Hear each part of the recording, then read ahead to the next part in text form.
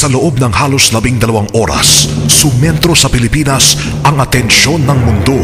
Yung in-hostage ka sa mga Erwin, tourist bus to, Hong Thai Travel Bus. Hong Thai Travel Bus na may sakay ng 25 turista at 3 Pilipino. Kasama na yung mga bata at mga magulang.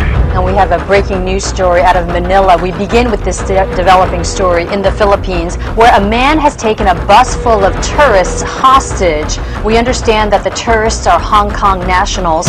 Isang dinismis na pulis, isang bus na puno ng mga turista. Ilan po ang hawak ninyo, Captain Mendoza? 15 po sila, 15 pa na Chinese national. Ang hinihingi. The letter, 3 letters to Ombudsman Mercedes. Apo.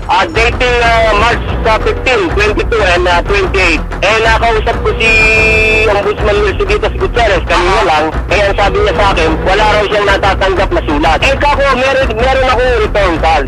Okay. Kako yung mga papeles na pinadala ko sa inyo, yung complete papers, nabaksa daw naman niya. Ang sagot sa akin, pag-aaralan niya ang asunto ko at siya na mismo.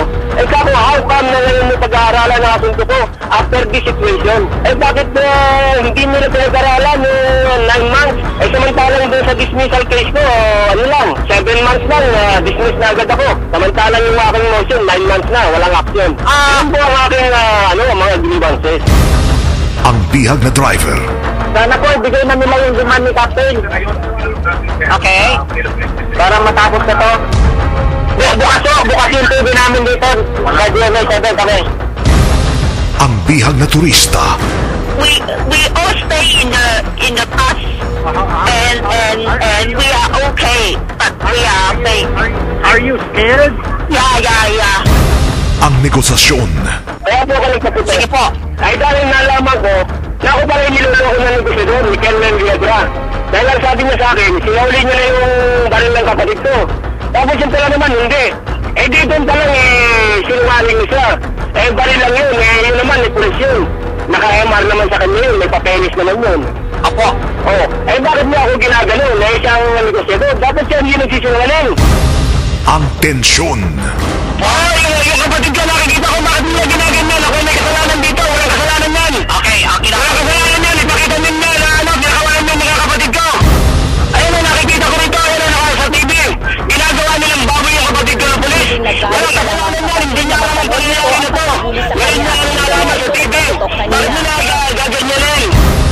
Ang aksyon. Ay, minutes lang, binigay ko sa kanila. Nakakarinig kayo nagmutok pag hindi nila pinakawalan na. Pag lumalayan, walang kasalanan yan, ayun o. Ito, nalalalo ito sa ginagawa nila, yung mga pulis na yan.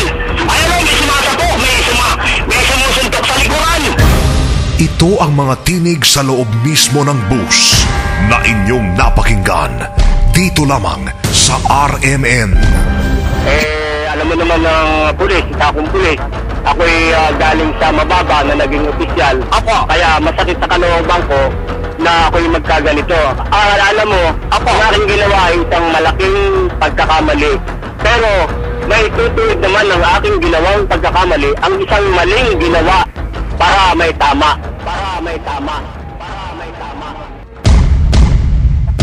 Manila Hostage Drama, The Final Hours.